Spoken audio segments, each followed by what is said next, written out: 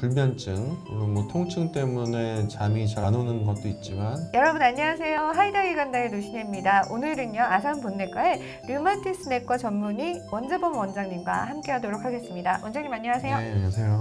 온몸이 여기저기 아파요. 섬유근통일까라는 주제에 대한 이야기를 해볼 거예요.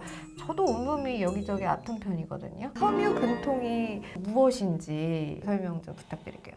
어떤 특정 과에서 보는 질환이라기보다는 주로는 이제 류마티스 내과에서 많이 보기는 하지만은 네. 정신과에서 보는 경우도 있고 다른 통증의학과에서 보는 경우도 있고 여러 과에서 이제 보는 경우가 있는데 이런 섬유근육통의 특징 때문이기도 하고요. 우리가 섬유근육통에 대해서 아직 모르는 부분이 많기 때문이기도 한데 섬유근육통이라는 거는 전신에 통증이 있는 질환이라고 생각을 하시면 되는데 우리가 일반적으로 통증을 느끼는 경우에는 외부 자극이 강하게 들어올 때 그것에 대해서 통증을 느끼게 되는데 섬유근육통은 그런 통증이 아닌데도 그냥 살짝만 건드려도 통증을 느끼게 되는 질환이라고 할 수 있습니다. 네.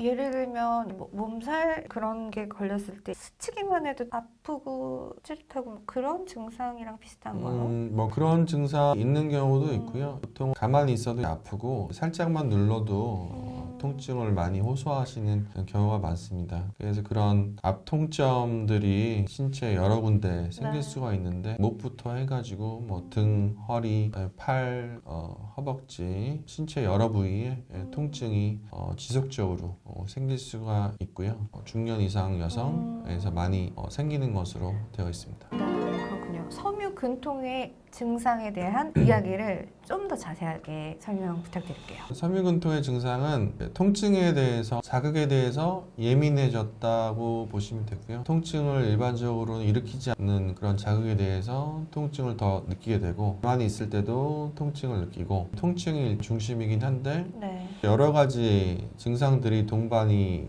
되는데요. 대표적인 증상으로는 불면증, 물론 뭐 통증 때문에 잠이 잘 안 오는 것도 있지만 불면증 같은 것이 있고 피로감이 굉장히 심하게 되고요. 네. 과민성 대장증후군이라든지 우울증이라든지 여러 가지 증상이 복합되어서 나타나는 게 섬유근통의 증상의 특징이고 그런 신체적인 증상뿐만 아니고 그런 정신적인 증상이 같이 나타나기 때문에 네.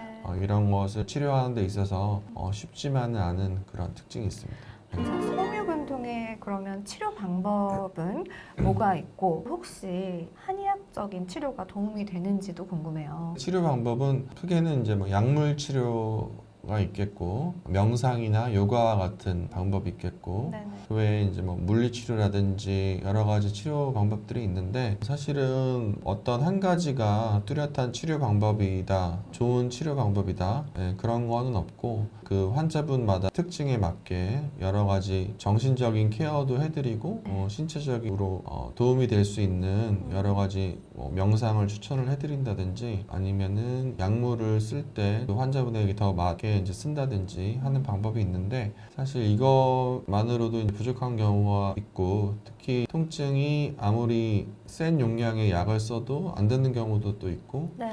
불면증의 경우에도 수면제를 복용해도 잘 듣지 않는 경우가 많고 여러 가지 문제가 있는 상태여서 이런 경우에는 한의학적 치료를 같이 병행하는 경우가 있고요. 네. 한의학적 치료에는 뭐 침치료, 대표적으로 침치료 같은 게 있을 수가 있겠고 그런 연구 결과에서는 그렇게 뭐 강하게 추천하지는 않는 상태고 네. 침치료라든지 한약치료라든지 그런 걸 시도를 해볼 수는 있습니다. 하지만 모든 섬유근통 환자의 이 치료 방법 하나면 된다 그런 거는 없기 때문에 네. 환자 개개인에 맞게 맞춤 치료를 하는 것이 중요하다고 할 수 있습니다. 이렇게 1편부터 4편까지 아산본내과의 류마티스 내과 전문의 원재범 원장님과 함께하는 시간이었습니다. 여러분 구독 눌러주시고요. 네, 좋아요 눌러주시고요. 여러분의 댓글 참여 기다리겠습니다. 네. 저희는 여기서 인사드릴게요. 고맙습니다.